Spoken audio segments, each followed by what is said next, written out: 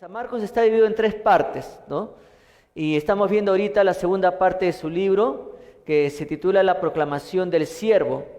En sí, la serie general se llama El siervo de Dios, y estamos estudiando pues la proclamación del siervo, y dentro de esto estamos analizando, ¿no?, toda esta segunda etapa del libro del Evangelio de Marcos. Y hoy vamos a ver que dentro de las series proclamadoras que estamos viendo dentro de esta segunda etapa, hoy nos toca ver que fue una proclamación sanadora. Y vamos a ver que en Marcos capítulo 1, versículo 29, dice lo siguiente. Marcos capítulo 1, versículo 29. Al salir de la sinagoga, vinieron a casa de Simón y Andrés con Jacobo y Juan. Podemos ver aquí, hermanos, que esta proclamación sanadora tuvo tres resultados. El primer resultado que vamos a ver aquí en esta mañana es que esta proclamación resultó en unidad.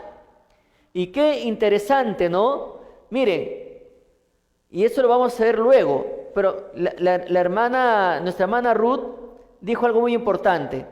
Si bien es cierto, no podemos estar nosotros haciendo la obra en Requena, pero desde acá, con nuestras oraciones y con nuestro apoyo misionero, ya estamos haciendo la obra. Estamos unidos con Requena cuando también estamos predicando el Evangelio en nuestros hogares o donde estudiamos. Ahora todo es virtual, ¿verdad? Donde estudiamos virtualmente, donde trabajamos virtualmente. Algunos ya están trabajando presencialmente, o algunos semipresencialmente, pero de una manera u otra ya el campo de misión se está ampliando aún más. Y hay más oportunidad para compartir el Evangelio de Jesucristo a través de las redes sociales, no solamente aquí en el Perú, sino a personas que están radicando en otros países que no conocen al Señor. Y andando todos con ese sentir, estamos andando en unidad. Ahora, profundizando más sobre la unidad entre dos o más personas recibe su virtud completamente de algo ajeno. La unidad en sí misma, y hay que tener cuidado, la unidad en sí misma, y ahora quiero que entiendan por qué le digo que hay que tener cuidado, porque la unidad en sí misma es neutral, hasta que otra cosa le da bondad o le da maldad. Por ejemplo, para que me entiendan mejor, Herodes y Pilatos estaban unidos, pero la pregunta es, ¿unidos para qué? ¿Para qué estaban unidos? Se unieron para despreciar al Señor Jesucristo, lo cual es muy diferente en el caso del apóstol San Pablo y Silas. ¿Por qué? Porque ahí en Hechos capítulo 16, versículo 25, dice que cuando los azotaron, cuando los encarcelaron, luego, después de haber sido azotados, ¿qué hicieron ellos? En vez de lamentarse, en vez de sentirse vencidos, en vez de sentirse derrotados, en vez de haberse sentido aplastados por la tormenta, ¿qué hicieron ellos? La Biblia nos dice que se pusieron a alabar al Señor y los presos los oían. Entonces, Pablo y Silas se unieron para alabar al Señor, y producto de ello después viene la conversión del carcelero de Filipos. Por lo tanto, nunca es suficiente llamar a los cristianos a tener unidad. O sea, la palabra unidad es muy hermosa, pero la pregunta es, ¿para qué nos vamos a unir? ¿Para hacer lo bueno o para hacer lo malo? Por ejemplo, estaba leyendo la historia de una iglesia en Carolina del Sur, de algo que ocurrió hace 50 años. Dice que en una oportunidad esta iglesia hizo una asamblea para unirse toda la iglesia para aprobar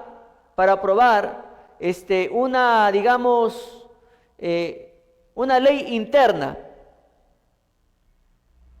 Y a la final es que aprobaron. ¿Saben lo que habían aprobado unidos? Que no iban a permitir ingresar a una persona de color.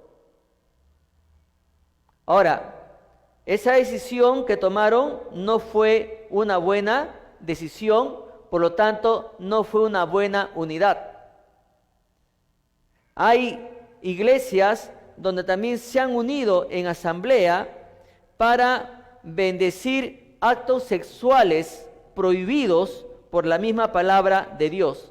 Y eso tampoco es una buena unidad, porque no son decisiones que no están dentro de la voluntad de Dios y se ve una desconexión con la voluntad de Dios.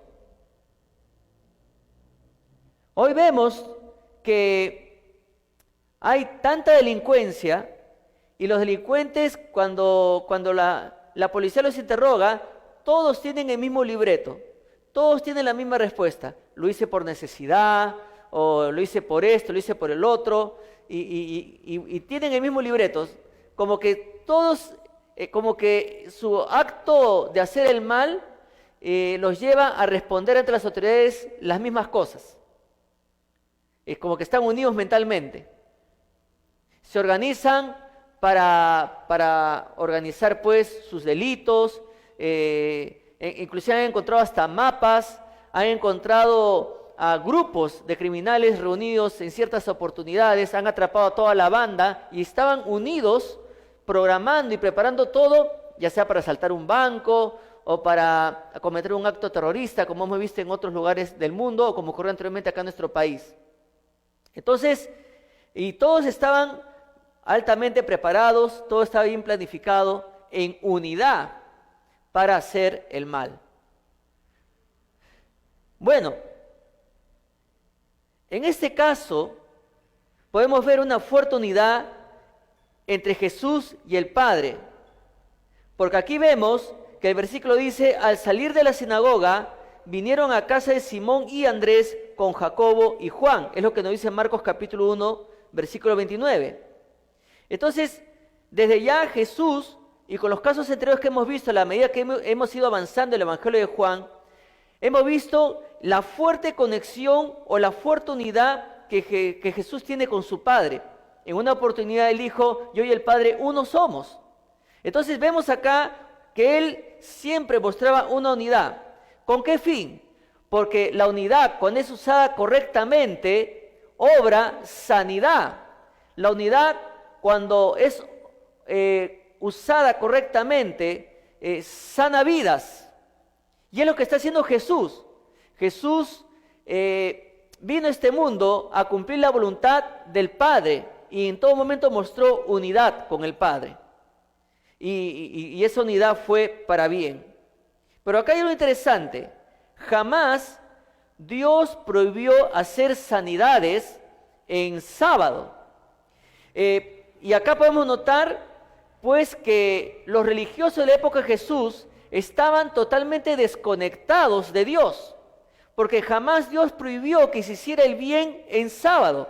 Ustedes saben que los judíos decían que el sábado se descansa totalmente. En otra oportunidad Jesús, intentando llevarles a la reflexión a los religiosos de su época, les dijo: ¿qué haría un hombre si su oveja se cae en un lugar? ¿No haría todo lo posible para rescatar a su oveja? Ahora, lógicamente, ellos se ponen a pensar, en el contexto de la época de Jesús, una oveja valía mucho, costaba mucho, era un buen animal para negociar. Entonces Jesús le dice: ¿qué vale más, esta oveja o la vida de una persona? ¿Por qué? Porque estos religiosos decían: no se puede hacer sanidad los sábados. Y Jesús les lleva hasta ese punto, comparar la vida de una persona con la vida de un animal. Entonces, tan fuerte es la tradición de los hombres en esa época que habían dado la espalda al corazón mismo de Dios. Y Dios inclusive les dio un mandamiento a ellos que sigue vigente hasta hoy: ama a tu prójimo como a ti mismo. Y acá vemos, ¿no?, que Jesús está haciendo frente a la indiferencia de estos religiosos de su época. Jesús estaba mostrándonos en este momento que ellos no estaban unidos con lo que Dios había enseñado, con lo que Dios había ordenado. Había una desconexión entre ellos y Dios. Ahora, ¿por qué también? Otra razón también es porque estos religiosos estaban cegados por la envidia contra Jesús. Ahora, la Biblia dice que al salir de la sinagoga, usted recuerde que el domingo pasado habíamos visto, ¿no?, que Jesús obró un milagro dentro de la sinagoga. Entonces ya ocurrió el milagro, ahora están saliendo de la sinagoga. Ahora, tradicionalmente, las reuniones en la sinagoga terminaban al mediodía. Y de hecho los discípulos que acompañaron a Jesús a la sinagoga estaban totalmente asombrados, a la vez estaban totalmente entusiasmados, totalmente emocionados por el milagro realizado a una persona poseída por un demonio. Después que se despidieron seguramente los asistentes de la sinagoga, se dirigieron a la casa de Simón y Andrés. Y ellos también, dice la Biblia, estaban andando juntamente con Jacobo y Juan. Ahora, menciono nuevamente que esto resultó en unidad, porque en esa época las tradiciones de los hombres, y lo recalco nuevamente, prohibían realizar sanaciones en sábado, pero algo notamos acá en Jesús también, aparte de lo que he mencionado hace un momento. Jesús actuaba en contra de la corriente de este mundo, o en contra de la corriente del mundo de su época. Y su autoridad divina, en este caso el Señor, provocó que el corazón de sus discípulos se uniera al corazón de Jesús. ¿En qué manera? En obediencia y en fidelidad, provocando una reacción negativa en los religiosos de su época. Ahora, estos 4 varones que menciona la Biblia en el Nuevo Testamento, en el texto que estamos viendo, Simón, Andrés, Jacobo y Juan, estos hombres eran empresarios prósperos, pero dejaron pues la empresa de la pesca para seguir a Jesús. Usted recuerde que Jesús lo llamó cada uno y le decía, ven, sígueme. Y en algunos de los casos de ellos dice la Biblia literalmente que dejaron las redes le siguieron. En el caso de otros dice que dejando a su padre con las embarcaciones, con las redes, le siguieron. Entonces, no eran personas, como se le llama, obreros, sino eran personas que estaban o tenían a cargo empresas pesqueras. Ahora, Simón y Andrés eran originarios de un lugar que se llamaba Betsaida y se habían trasladado a Capernaum. ¿Para qué? Para fortalecer aún esta empresa que ellos dirigían, esta empresa de pesca. Ahora, Capernaum era un lugar marítimo también y en esa zona abundaban era rico en peces. Es por eso que Simón y Andrés se mudaron a ese lugar. Pero ya pasado el tiempo, Jesús llega a ese lugar, porque usted recuerda que habíamos visto que Jesús toma Capernaum como su zona de operaciones, y en ese momento cuando ya seguían a Jesús, Pedro vivía en un lugar, ahí dentro de Capernaum, con su larga familia. ¿Por qué larga familia? Porque allí él vivía con su esposa, con su hijo, con su suegra, y también dentro de esa inmensa casa también vivía su hermano Andrés y su familia. Ahora, como es natural, ya ocurrió el milagro en la sinagoga, en día sábado, luego salen ellos entusiasmados, están regresando, ¿no? Simón, Andrés, Jacobo y Juan, y en el camino Simón le dice al Señor, y juntamente con Andrés, te invitamos a almorzar en casa, Señor, en nuestra casa. También aprovecharon para invitar a almorzar a Jacobo y Juan, o Juan y Jacobo. Entonces, para ellos era un privilegio invitar al maestro en su casa, ¿no? Y bueno, en algunas oportunidades, antes de la pandemia, yo estoy seguro que muchos de ustedes han deseado invitar al pastor Fernando a almorzar a su casa, ¿verdad? ¿Y cómo dice Abby tu papá? ¿Cuántos hermanos se mueren por tenerme en su mesa? ¿No? Y Abigail, ¿qué le dice a su papá? Anda pues, ¿no? Y bueno, pero claro, es un privilegio que el pastor esté compartiendo la mesa en un hogar, ¿no? Bueno, por esta circunstancia no se puede, ¿no? No se puede, ¿no? Y bueno, en una oportunidad, nuestra hermanita Karen del Águila me dijo, pastor, cuando va a la casa le voy a preparar un oyuquito santo, ¿no? Y bueno, que mi esposo cuando lo come se hace la señal de la cruz. ¿Y por qué? Porque está bien delicioso. Bueno, pero qué privilegio es cuando compartimos la mesa con los hermanos, ¿verdad? Y ya ha pasado un año, 3 meses y cuando se celebra cumpleaños ya no es como antes, cuando se celebra un aniversario matrimonial ya no es como antes, todo ahora es por virtual, ¿verdad? Hace poco celebramos los 15 años de mi hija Camila y bueno, y antes de la pandemia yo me imaginaba a mi hija bajando desde el 4.º piso de la casa por la escalera hasta llegar hasta el 1.er piso, ¿no? Con su vestido rosado, me imagino, ¿no? ¿Ya? Y bueno, pero todo ha cambiado, todo ha cambiado.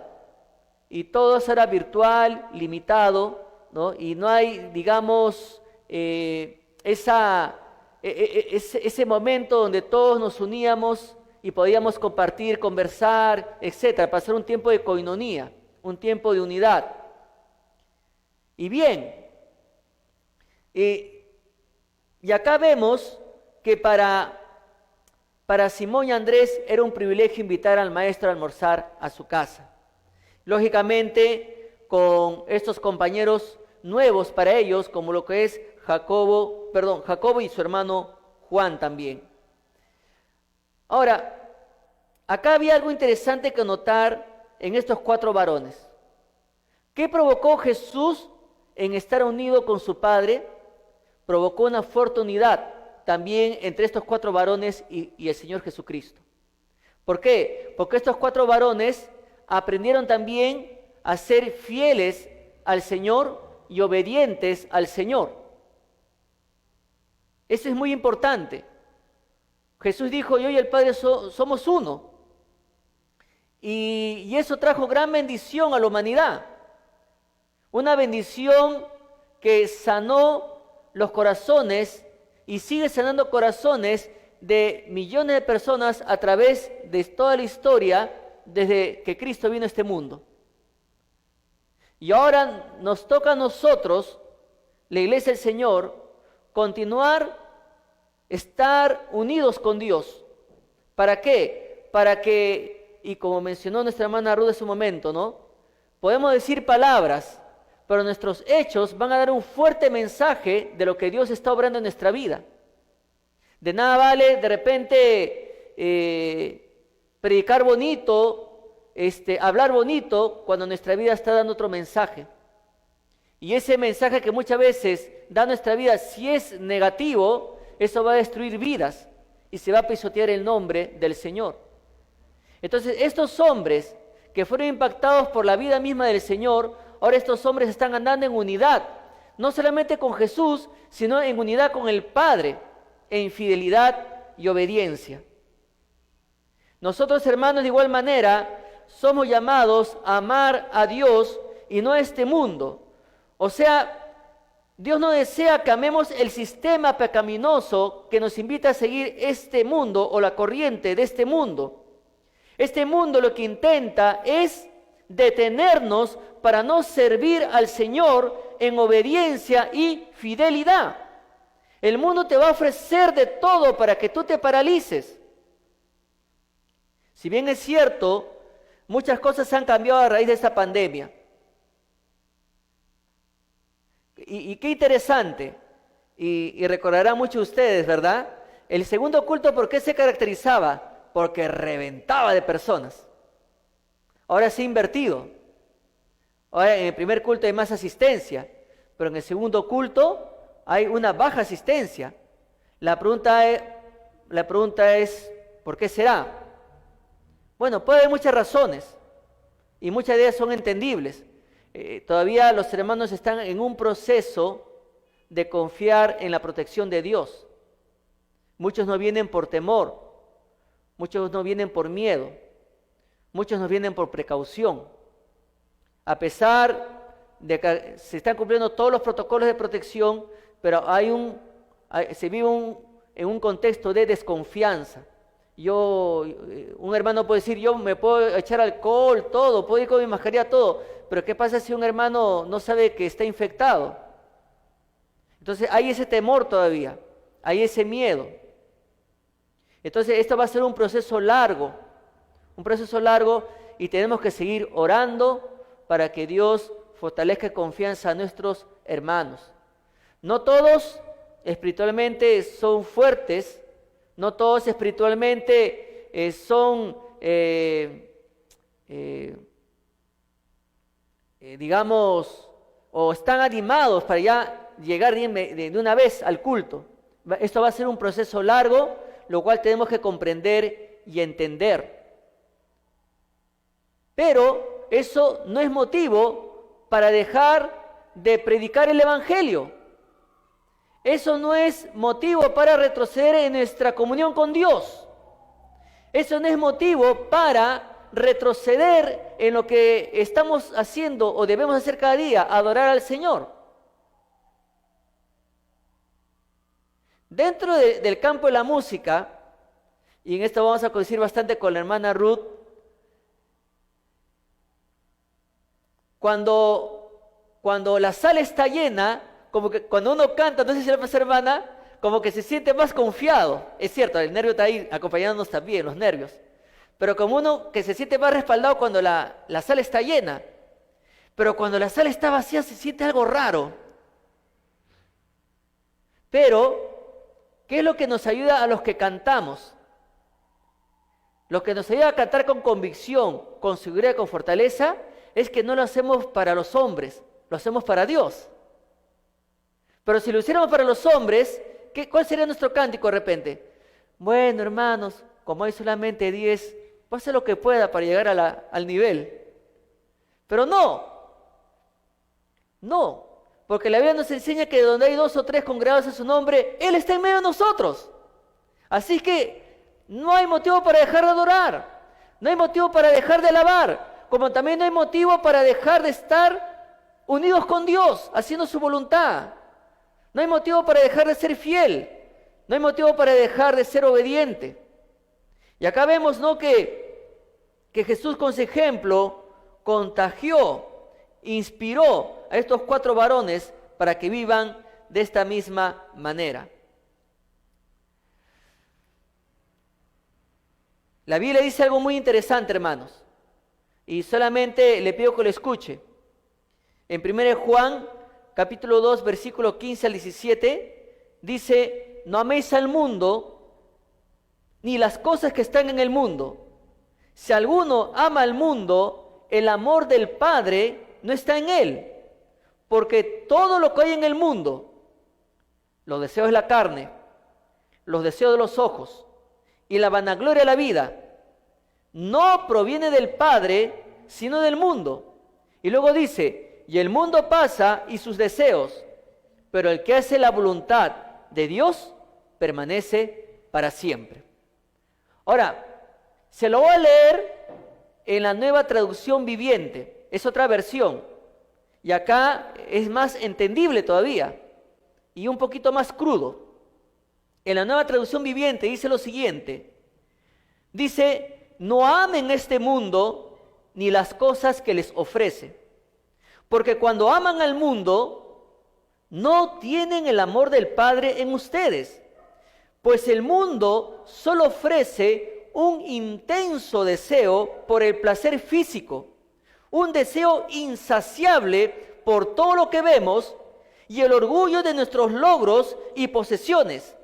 Nada de eso proviene del Padre, sino que viene del mundo. Y el mundo se acaba junto con todo lo que la gente tanto desea. Pero el que hace lo que a Dios le agrada, vivirá para siempre. Y eso lo entendieron los discípulos del Señor. Ellos lo dejaron todo. Eso no quiere decir que que Simón le dijo a su esposa, mira, yo ahora voy a seguir a Jesús, así que tú ve de dónde comes, de dónde le das de comer a los muchachos. No. Él no dejó de cumplir sus responsabilidades. Estamos hablando acá de un compromiso espiritual con el Señor. Y no solamente un compromiso espiritual, sino un compromiso moral. O sea, un compromiso integral de glorificar a Dios con su propia vida. En 1 Juan capítulo 2, versículo 17, dice algo interesante. Y el mundo pasa y sus deseos, pero el que hace la voluntad de Dios permanece para siempre, ¿no? Entonces, este versículo, esta segunda parte del texto que acabamos de estudiar ampliamente hace un momento, nos lleva a pensar en una frase más corta. La mejor manera de estar unidos con Dios en este imparable crecimiento de maldad es haciendo su voluntad. Mis hermanos, mis hermanas, por todos lados vemos maldad y por todos lados vemos que la maldad aumenta. Y nosotros los que somos padres estamos preocupados por el porvenir de nuestros hijos. Algunos ya son abuelos, abuelas, están preocupados por el venir de sus nietos, de sus nietas. Entonces estamos preocupados. Estamos preocupados en el porvenir de nuestros hijos y en el porvenir de nuestros nietos. Si queremos dejar algo bueno en el corazón de nuestros hijos, hay que inculcarles que sean obedientes y fieles al Señor, como lo hizo Jesús con sus discípulos. Entonces vemos que esta proclamación resultó en unidad. Pero también, en segundo lugar, esta proclamación sanadora resultó en seguridad. Miren, primero, esta proclamación sanadora de Jesús dio como resultado una fuerte unidad entre él y sus discípulos. Aprendieron a estar en fuerte conexión con Dios. Pero también esto resultó en seguridad. ¿Por qué? Vamos otra vez a Marcos capítulo 1, versículo 30 y 31. Marcos capítulo 1, versículo 30 y 31. Dice lo siguiente: y la suegra de Simón estaba acostada con fiebre, y enseguida le hablaron de ella. Entonces él se acercó y la tomó de la mano y la levantó, e inmediatamente le dejó la fiebre y ella le servía. Yo creo que en alguna oportunidad de nuestra vida todos hemos experimentado lo que es la fiebre. Aún más los que han padecido del COVID, la fiebre es terrible. La fiebre es terrible, ¿no? 39, 40. Y es más, afecta también tu respiración. Pero en términos generales, la fiebre te debilita. La fiebre te deshidrata. Hay casos de... La fiebre se muestra de diferentes maneras, ¿no? En las personas. Algunos, la fiebre se presenta y les hace sudar de una manera increíble y los deshidrata. Otros solamente tienen calentura fuerte, pero nada más. Pero aún así, los debilita también. Los debilita. Entonces, dice la Biblia que después de lo acontecido en la sinagoga, Simón, con toda confianza, le compartió a Jesús al llegar a su casa del estado de salud de su suegra. Y no era cualquier fiebre, era una fiebre poderosa.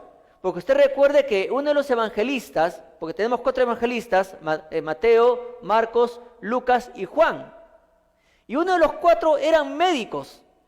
¿Recuerda quién fue el médico ahí? El doctor Lucas, ¿no? El doctor Lucas. Entonces, Lucas era médico. Y él en su evangelio no lo dice como lo menciona Marcos, ¿no? Marcos simplemente dice, y la suegra de Simón estaba acostada con fiebre. Pero Lucas en su evangelio lo llama así, una gran fiebre. Una gran fiebre. Lo cual nos indica que padeció pues esta señora una severa infección. Ahora, después de escuchar a Simón, lógicamente se sobreentiende que está su esposa de Simón, Jesús inmediatamente se acerca a la suegra de Simón y realizó dos acciones. Dos acciones realizó el Señor que menciona acá la Biblia. La primera, la tomó de la mano. La tomó de la mano. Ahora, si yo le pregunto acá a una dama, ¿qué siente usted cuando su esposo le toma la mano? ¿Qué siente usted? Bueno, ahorita quisiera escuchar su respuesta, pero todos están, están con doble mascarilla y con su protector facial. Pero la esposa que siente que su esposo le toma de la mano se siente segura, se siente amada, siente la ternura, ¿verdad? Y muchas más cosas, porque son detalles importantes. Ahora, llevémoslos al plano de la acción de Jesús. Jesús encuentra a una persona con un problema que la está debilitando, un problema que la está destruyendo, un problema que cada vez la está aniquilando más. Inclusive, cuando uno está con una fiebre muy alta, una gran fiebre, como dice el evangelista Lucas, una gran fiebre, una severa infección. Entonces, cuando una persona tiene una severa infección, es bien difícil que se levante hasta que pase el proceso de la fiebre. Le van a tener que aplicar antibióticos para combatir esa infección para que pueda bajar lo más pronto posible la fiebre. Y bueno, pero Jesús toma su mano de esta señora. ¿Y eso qué significa? Que Él tuvo compasión. Y eso, hermanos, es una grande lección para estos 4 caballeros que están presentes ahí. Para Simón, para Andrés, para Jacobo y para Juan. Porque Jesús les está enseñando que así como esta mujer está pasando por una situación tan grave en su vida, hay personas que también, sin necesidad de tener fiebre, una fiebre severa, están pasando por situaciones tan terribles en su vida, que algunos optan por correr al suicidio, otros optan por buscar otras soluciones, pero lejos de Dios, sin descubrir, sin palpar la compasión de Dios. Y esa acción de tomar la mano a esta mujer, Jesús le está demostrando a ella y a los que están ahí presentes de que Dios está con ella. Y hoy más que nunca las personas necesitan saber que Dios está con ellos. Hay mucho dolor ahorita, hay mucha tristeza ahorita. Muchos hemos perdido seres queridos por causa de esta pandemia. Muchos de ustedes han experimentado cómo se manifiesta ese virus en el cuerpo y es terrible. El día de ayer o antes de ayer escuché que mi cuñada le decía a mi esposa, lo cual pido oración por la familia Arellano Camasca, ¿verdad? Y mi cuñada le decía a mi esposa en un audio con una voz debilitada por el virus, le decía, me duele hasta el pelo. Me duele hasta el pelo. O sea, este virus provoca un dolor insoportable. Algunos hermanos me compartían que los huesos duelen, pero terrible. Aparte de la dificultad de respirar. El pastor me decía hace poco cuando salíamos juntos, no soporto la mascarilla, porque cuando me la pongo me hace recordar cuando me ahogaba, me asfixiaba en el hospital, que no podía respirar. Muy cierto lo que dijo él en el primer culto, ¿no? Los médicos después de la situación post-COVID, uno queda levemente o severamente afectado psicológicamente. Entonces, y ahorita hay mucho dolor, mucho dolor. Hace poco, creo que todos escuchamos en los noticieros que hubo una señora que perdió a 13 familiares, a 13 familiares. Imagínense, si con un ser querido, 2 que hemos perdido, estamos totalmente golpeados. Imagínense 13 personas de su familia que esta persona perdió por causa del virus. Entonces hay mucho dolor, a mucha tristeza en estos tiempos de pandemia. Y hoy más que nunca es una oportunidad para mostrar la compasión de Dios en la vida de muchas personas que están experimentando tiempos de tristeza.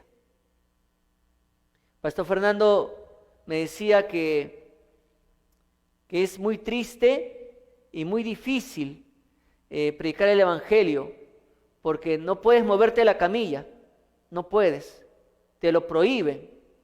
Pero sin embargo él en las noches escuchaba que la gente lloraba, escuchaba cuando decían ya falleció, murió. Y él quería predicarles el Evangelio, pero tampoco él podía, porque estaba con todos los accesorios, no podía moverse tampoco él. De que hay dolor ahorita, hermanos. Y hay que mostrar más que nunca la compasión que mostró Jesús. Justo le compartí a Jonathan y a Enzo ayer de una película que, bueno, muy aparte de los libros que nos hacen leer, dentro de las tareas nos piden que veamos algunos videos. Y en esta película se decía que tenía que haber reglas para poder iniciar un nuevo convento, ¿no? Un nuevo convento. Y cuando de repente apareció un joven desnudo y todos se quedan sorprendidos, ¿no?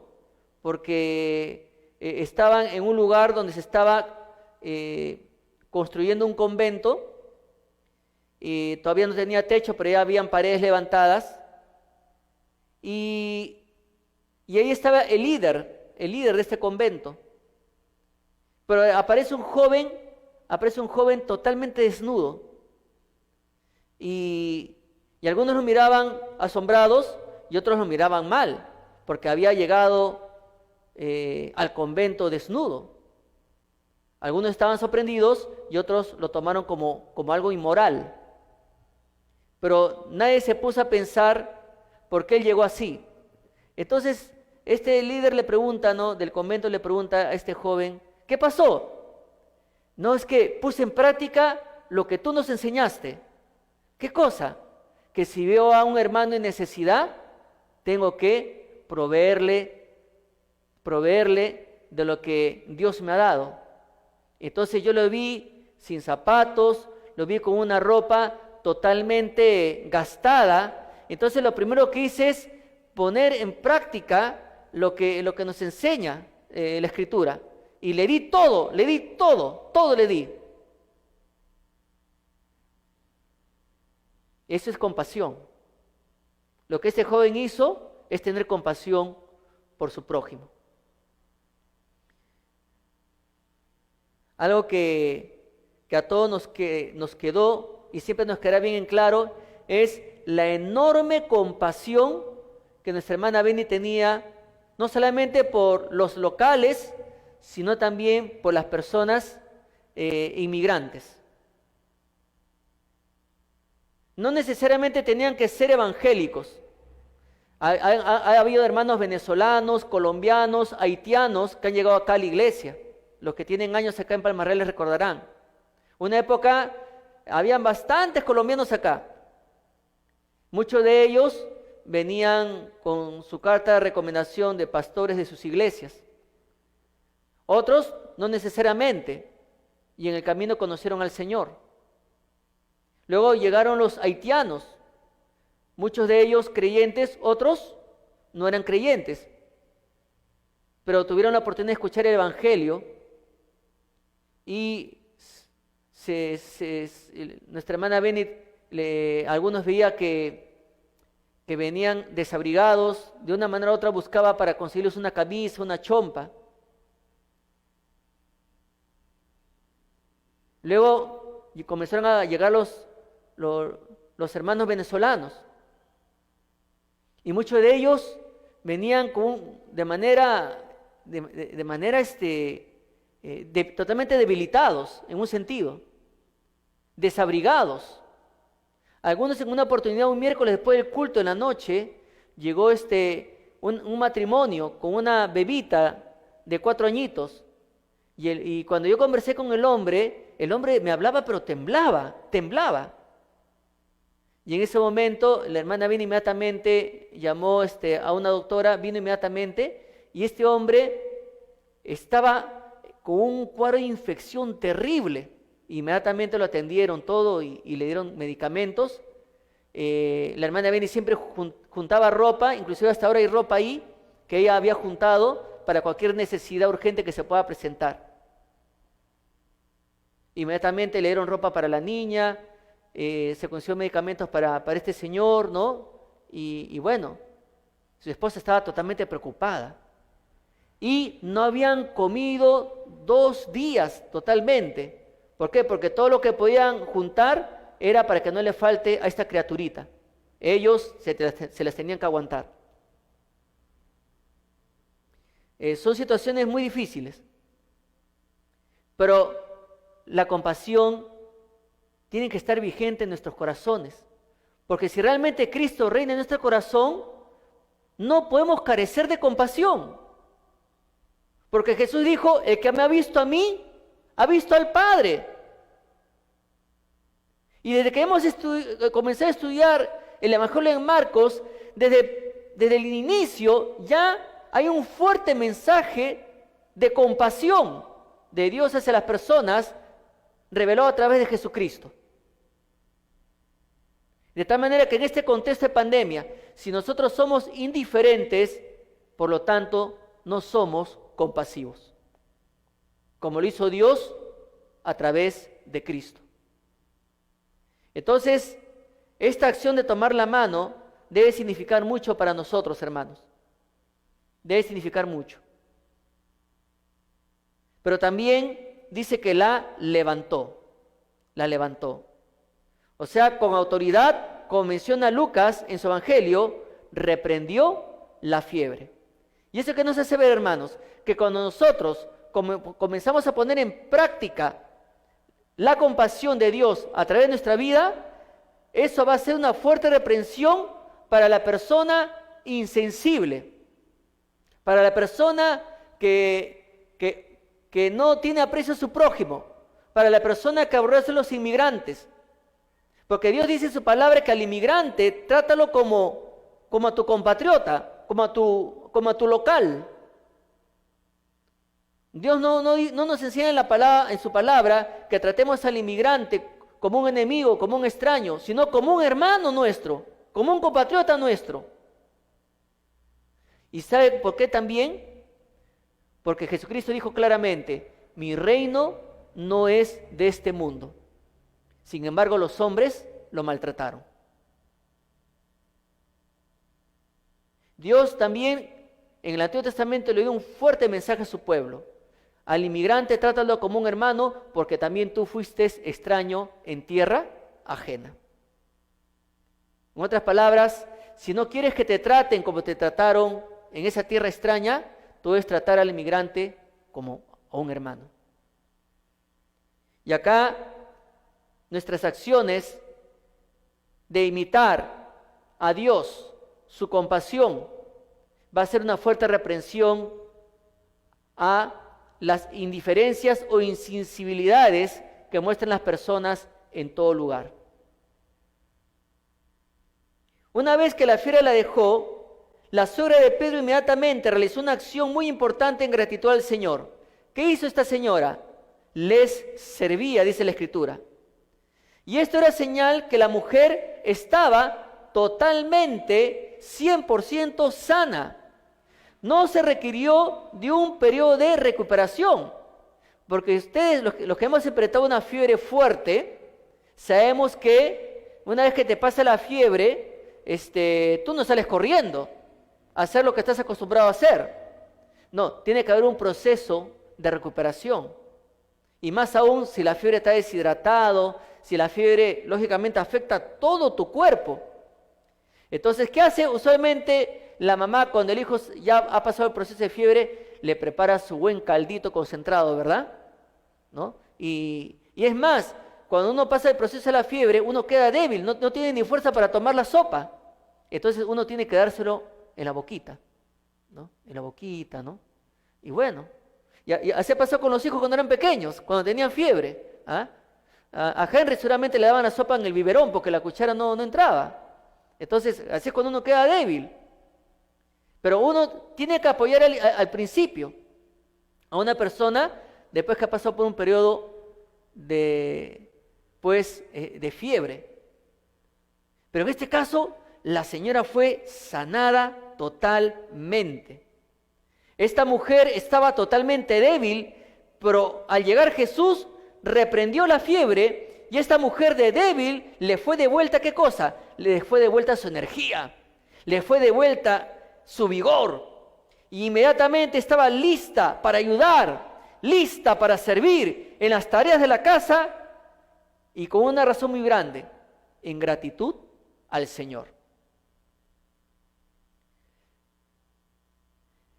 El día miércoles dio su testimonio nuestra hermana Noelia, que se ha recuperado también de este virus, y ella dijo algo que a mí me impactó bastante, ¿no? Si bien es cierto, ella reconoció que antes no estaba mucho en la presencia de Dios en oración, pero esto lo ha llevado a ¿qué? Ahora ella pase más tiempo cara a cara con Dios. Ahora pasa más tiempo en la presencia de Dios.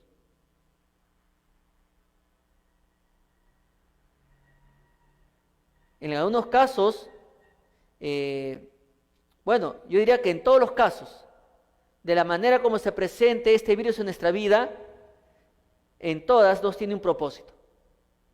Dios tiene un propósito. En el primer culto el pastor compartió que Dios, si bien es cierto, permitió que nuestra hermana Benny vaya a su presencia, pero a la vez Dios lo estaba preparando al pastor para un propósito. Y justo esta semana que pasó, el pastor recibe la llamada de un colega diciéndole que su esposa estaba agonizando. O sea, este virus se está presentando en la vida de todos, pero Dios tiene un propósito para cada uno. Algunos han logrado sobrevivir, algunos están en la presencia del Señor, pero en todas Dios tiene un propósito y en ninguno se equivoca. Y Él es perfecto cuando hace sus planes. Entonces, ¿a qué llego con esto? Sea que te haya tocado el virus o no, en ambas situaciones debemos ser muy agradecidos a Dios. Y nuestra gratitud debe manifestarse en llevar, lógicamente, una vida de gratitud a Dios y servicio por amor a Él. La palabra de Dios, hermanos, nos dice lo siguiente: dad gracias en todo, porque esta es la voluntad de Dios para con vosotros en Cristo Jesús. En 1 Tesalonicenses, capítulo 5, versículo 18. Hay algo interesante que he visto, ¿no? El pastor Fernando me decía, y él lo compartió a la iglesia, él decía que él estaba convencido que él se iba primero, pero que él decía al Señor que él prefería que el Señor se lo lleve a él, pero que no sea nuestra hermana Benny. Pero Dios tenía otros planes. Luego la hermana nos decía que le oraba a Dios que se la lleve, ¿no? Y después ya, aunque pensándolo bien, mejor no me lleves, ¿no? O sea, el asunto es de que todos hemos sido tocados por el Señor. Si bien no nos dio aún el virus, pero hemos perdido un ser querido. La hermana le dio el virus, pero ella le decía, Señor, llévame, pero después ya Dios le estaba mostrando, no, todavía no. Y al igual que el pastor Fernando también pensaba en su familia, ella también pensaba en su familia. Pero en ambos Dios tenía un propósito para cada uno, para ella, para su esposo, para el pastor, para su esposa, para los hijos, y así. Pero en todo lo que ha pasado, ¿es motivo para dejar de ser agradecidos? ¿Es motivo para dejar de dar gracias a Dios? Al contrario, Si Dios nos ha permitido continuar con vida, es para hacer lo que hizo esta señora, servir. Servir.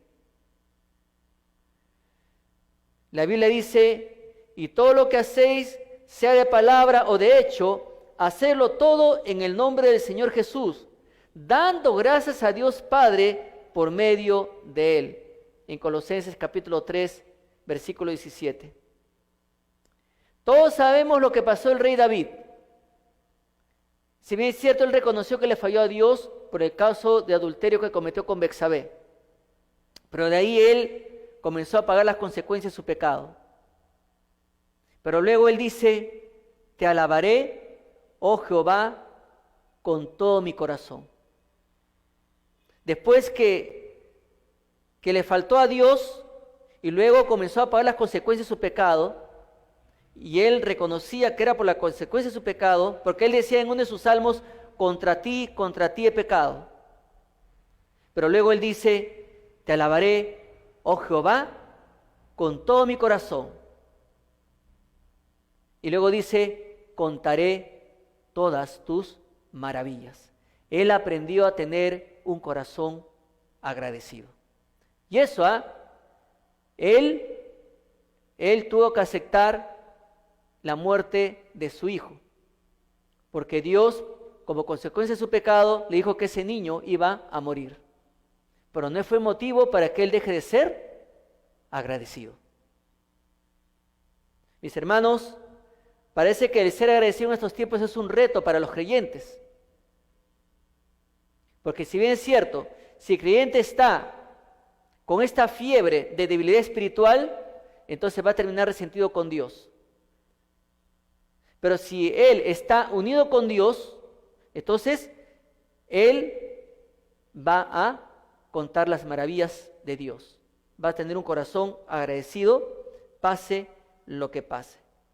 Entonces vemos que esta proclamación sanadora resultó primero en unidad, luego en seguridad, pero también resultó en sensibilidad. Porque ahí en Marcos capítulo 1, versículo 32 hasta el 34, les invito a buscar, dice lo siguiente: cuando llegó la noche, luego que el sol se puso, le trajeron todos los que tenían enfermedades y a los endemoniados, y toda la ciudad se golpeó a la puerta, y sanó a muchos que estaban enfermos de diversas enfermedades, y echó fuera muchos demonios, y no dejaba hablar a los demonios porque le conocían. Jesús, hermanos, fue sensible a mostrar el amor, la ternura o la compasión de Dios ante tantas personas con necesidad. Y vemos aquí dos cosas importantes que vamos a analizar: sensibilidad al anochecer, pero también vamos a ver insensibilidad al anochecer. Pero vemos acá que hay sensibilidad al anochecer. ¿Por qué? Porque las personas, al enterarse lo que ocurrió en la sinagoga, todos se enteraron que Jesús había obrado un milagro en la vida de una persona que estaba poseída por un demonio, y luego se enteraron del milagro que él obró en la casa de Simón y Andrés. ¿Qué había ocurrido ahí? Sanó a su suegra. Entonces, recuerde que era día sábado, y en el calendario judío el sábado termina a las 6 de la tarde, y a las 6:01 ya arranca domingo. Entonces, en el calendario judío, sábado termina a las 6 de la tarde. Y la gente estaba esperando que se acabe el sábado, que se acabe el sábado.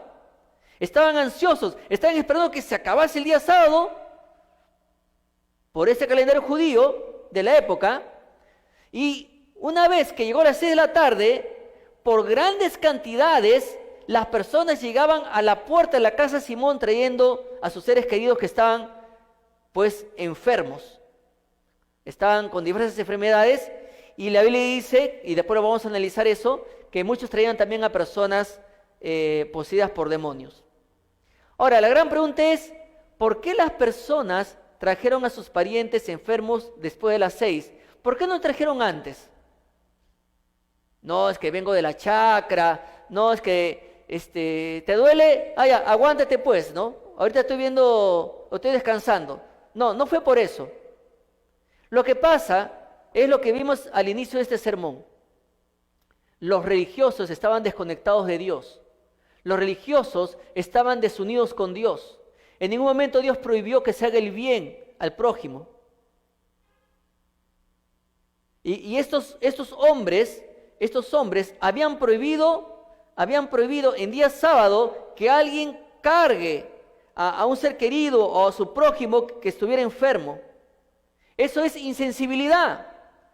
Pero sobre todo eso, Jesús fue sensible a la necesidad urgente de las personas y con gran compasión sanó a muchos.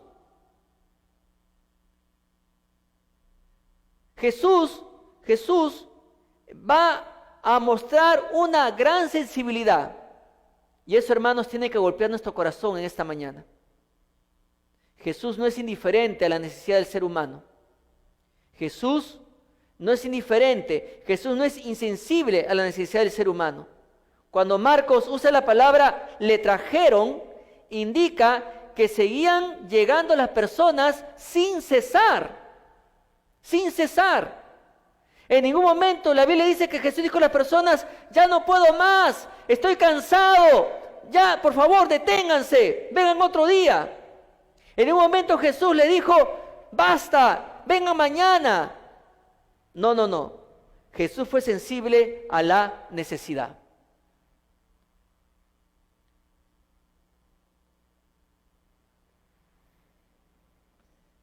Se cuenta que un predicador le había prometido a Dios que cada día iba a ganar un alma. Y este hombre hizo tantas cosas un día que se había olvidado de cumplir esta promesa que le estaba cumpliendo fielmente cada día. Pero es un día, él tuvo tanto que hacer y se había olvidado de cumplir esa promesa al Señor. Y resulta que ese día fue el día donde más llovió y la lluvia era imparable. Y él ya había llegado del campo, se había sacado todo, la ropa mojada por la lluvia, y agarra y se acuesta y comienza a orar. Y en su oración se acuerda de la promesa que le hizo el Señor. Uy, no cumplí mi promesa. Hoy día no he ganado un alma. Tengo que cumplir mi promesa al Señor. Se volvió a vestir, se puso ropa seca y salió. Y la lluvia seguía cayendo de manera torrencial. Y se paró a un puente que conectaba, que conectaba con otro pueblo. Y tarde o temprano va a tener que pasar una persona allí. Eran las 10:30 de la noche y él seguía ahí en el puente. 11 de la noche, ni un alma y la lluvia seguía. 12 de la noche, nada. Y justo a las 12:05 viene un señor caminando lento. Y él estaba ahí en la lluvia. Y se acerca el hombre. ¿Usted qué hace acá? Y él le dice, ¿tanto te has demorado? Así le dice. El otro le dice, ¿qué culpa tengo, no? Estoy esperándote hace rato. ¿Para qué? Para hablarte de un gran regalo que Dios tiene para ti. ¿Así? Sí. Y esa noche lo ganó para Cristo. Sensibilidad. Para que tú seas sensible a la necesidad de este mundo, pues tu corazón tiene que estar totalmente comprometido con Dios. Así como este hombre que le hizo una promesa al Señor. Si él no hubiera estado comprometido con el Señor, mañana gano un alma. Tantas almas que pasan por el día. No. Él dijo, Señor, un alma por día. Y no le podía fallar al Señor. Y cumplió su palabra. Pero también vemos, hermanos, insensibilidad al anochecer. O sea, Jesús echó fuera a muchos demonios y no dejaba hablar a los demonios porque le conocía. Jesús, hermanos, prohibió a los demonios que hablaran porque al parecer no quería que los agentes de Satanás confirmaran su identidad, confirmaran que Él es Dios, porque los demonios lo conocían. Jesús realizó milagros no para proporcionar atención médica gratuita, sino para afirmar el verdadero evangelio y validar su afirmación de ser el rey mesiánico, el Hijo de Dios y el Salvador del mundo. Sus milagros que él realizó no dejan dudas razonables en cuanto a su autoridad sobre demonios y enfermedad y sobre la creación tanto espiritual como física. Dichos milagros de Jesús mostraron el poder para conquistar al pecado y a Satanás, confirmando así su capacidad divina, tanto para rescatar almas del pecado, de la muerte y del infierno, como también para resucitar cuerpos de la tumba a fin de darles vida eterna. Para culminar, hermanos, en estos tiempos de pandemia, ¿cuán sensible es usted por la necesidad espiritual de las personas que no conocen al Señor? ¿Está usted orando para que Dios le abra puertas a fin de que pueda compartir el mensaje sanador de Jesús? Este mensaje, recuerde, trae como resultado unidad, seguridad y sensibilidad. Y tal vez usted dirá, no, pastor, ya no puedo y no se puede predicar en estos tiempos. Pero yo le digo que sí, sí se puede predicar a través de las redes virtuales. Usted cuenta con el WhatsApp, usted cuenta con el Facebook, usted cuenta con el Instagram. No hay excusa para continuar proclamando el Evangelio de Jesús. No hay excusa, mis hermanos. No hay excusa. Al contrario, se han abierto más las puertas. Si el Señor obró sanidad espiritual en su vida, mi hermano, los resultados entonces tienen que ser evidentes en su vida. ¿Qué resultados? En su vida tiene que usted ser motivo de unidad, ser motivo de seguridad y ser motivo de sensibilidad, cuando uno proclama este evangelio sanador de Jesús.